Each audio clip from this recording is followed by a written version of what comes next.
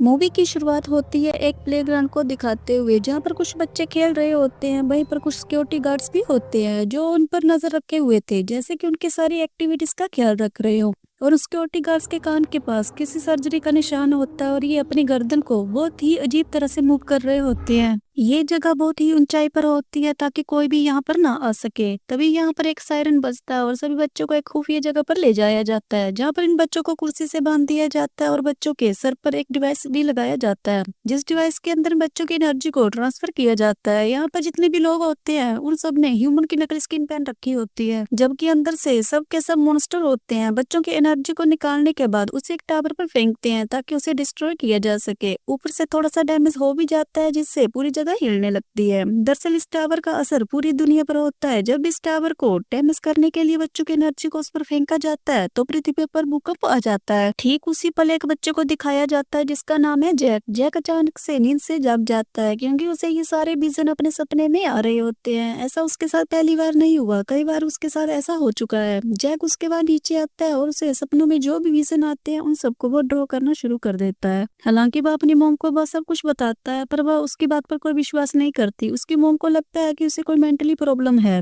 इसलिए वे जैक को साइकोलॉजिस्ट के पास ले जाती है। पर पूरी बात सुनने के बाद साइकोलॉजिस्ट जैक को यही कहता है कि तुम्हें अपनी नींद पूरी करनी चाहिए। जैक की बात पर कोई भी विश्वास नहीं करता और अब जब वो अपने घर वापस जा रहे होते हैं तभी जैक को एक आदमी दिखता है जो अपनी स्किन को ठीक वैसे ही ठीक कर रहा होता है जैसे उसने सपने में देखा था। वो उसे देखकर डर जाता है। तभी जैक के पास एक आदमी आता है जो बैगर की तरह दिख रहा होता है। वो जैक से कहता है कि तुम्हें अपना ध्यान रखना होगा। जैक समझ जाता है कि अब वो उनकी नजरों में आ चुका है। उसे समझ नहीं आता है कि उसे इस तरह के सपने क्यों आ रहे हैं। इसके बाद जब वो रात को सोता है तो उसे सपने में एक अजीब सा आदमी दिखता है जो एक जादूगर की तरह है, जो किसी का भी दिमाग रीड कर सकता है। वो जादूगर एक जंगल में जाता है जहाँ पर एक बूढ़ा आदमी अपने बेटे के साथ बैठा होता है। जब बूढ़ा आदमी जादूगर को देखता है तो उसकी तरफ गन तान देता है, लेकिन जादूगर के पास बहुत सारी शक्तियां होती है, इसलिए वो उस बूढ़े आदमी को अपनी शक्तियों से मार देता है। ये देखकर उसके बेटे को बहुत गुस्सा आता है। वो जादूगर की तरफ गोली चला देता है, लेकिन जादूगर उस गोली को अपने हाथ से रोक लेता है और वह उस आदमी को कुछ नहीं कर पाता क्योंकि उसके अंदर एक ऐसी एबिलिटी थी जिससे कोई भी बुरी शक्ति उस पर हावी नहीं हो सकती थी। इसके बाद जैक को अपने सपने में एक बहुत पुरानी बिल्डिंग दिखती है कि तभी जैक की आंख खुल जाती है। जैक जल्दी से उस बिल्डिंग को ड्रॉ कर लेता है ताकि उसे ये सब याद रहे, पर काफी पता करने के बाद उसे बिल्डिंग के बारे में कुछ भी पता नहीं चलता, इसलिए बिल्डिंग की फोटो को अपलोड कर देता है।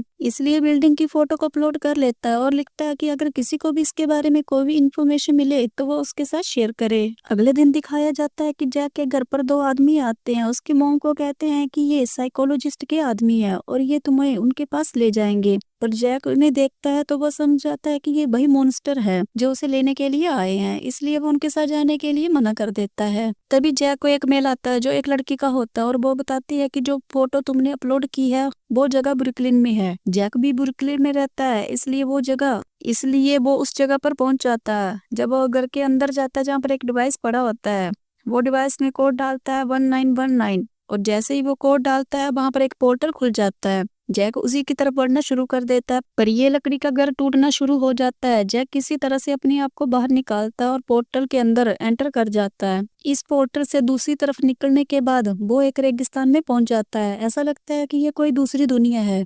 वो कई घंटे तक चलता रहता है लेकिन उसे कुछ भी नहीं दिखता है। जैक बहुत ज्यादा प्यासा होता है, इसलिए उसे वहां पर एक बोतल दिखती है, पर जब वो उसे पीने की कोशिश करता है तो उस बोतल के अंदर पानी नहीं होता। तभी पीछे से उस पर एक आदमी गन तान देता है जिसके पिता को जादूगर ने मार दिया था। इसका नाम रोलैंड होता है। रोलैंड उससे पूछता है कि तुम कौन हो। जैक जब उसकी शक्ल देखता है तो वो पूरी तरह से हैरान हो जाता है क्योंकि इस आदमी को उसने अपने सपनों में देखा होता है।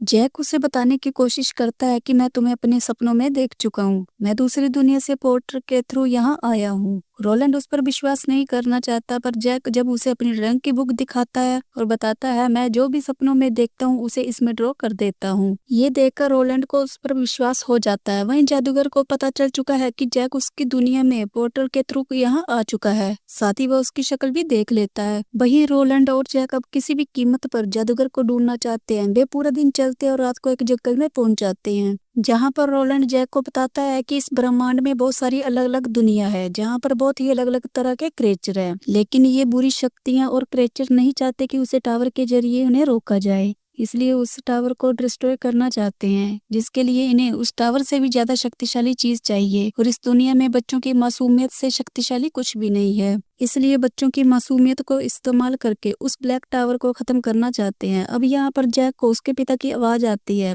वह आवाज की तरफ जाता है तो देखता है कि वह उसके पिता है। उसके पिता जब उसे अपने पास बुलाते हैं तो वह देखता है कि वह एक मॉन्स्टर में बदल जाते हैं। उसे उस जादूगर ने यहाँ पर भेजा होता है, पर इससे पहले कि वह डेमिन जैक को नुकसान पहुंचाता, रोलैंड वहां पर आकर उस पर गोली चला देता है, जिससे वह वहां से भाग जाता है। फिर वहां उस जादूगर को दिखाया जाता है जो जैक के घर पर उसकी इंफॉर्मेशन जानने के लिए आया होता है। माना कि जैक के असली पिता की बहुत पहले मृत्यु हो चुकी थी, पर जैक की मॉम ने दूसरी शादी कर ली होती है। जादूगर उनके घर पर एक आम इंसान बनकर आ जाता है और इन पे माइंड को रीड करना शुरू कर देता है। जैक ने अपनी मॉम को जो भी बातें बताई थी वो सब की सब अब जादूगर को पता चल जाती है। उसे पता चल जाता है कि जैक को अब अपनी दुनिया के बारे में सारा पता चल गया है।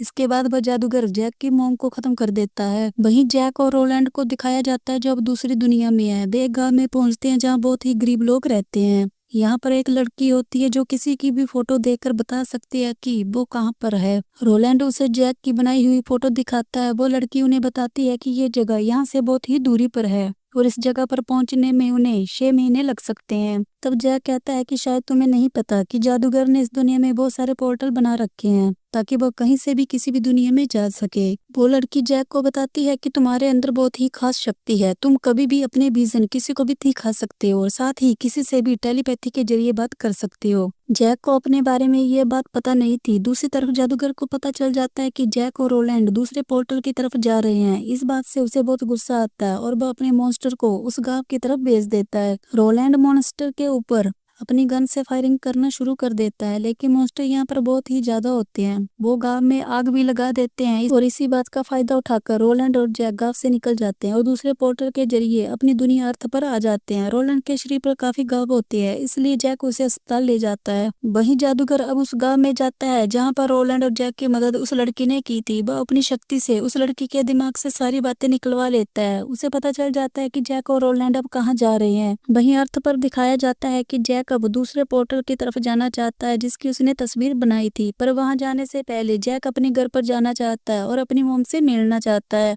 जैसे ही वो अपने घर जाता है तो देखता है कि वहां पर उसकी मोम की राख पड़ी है।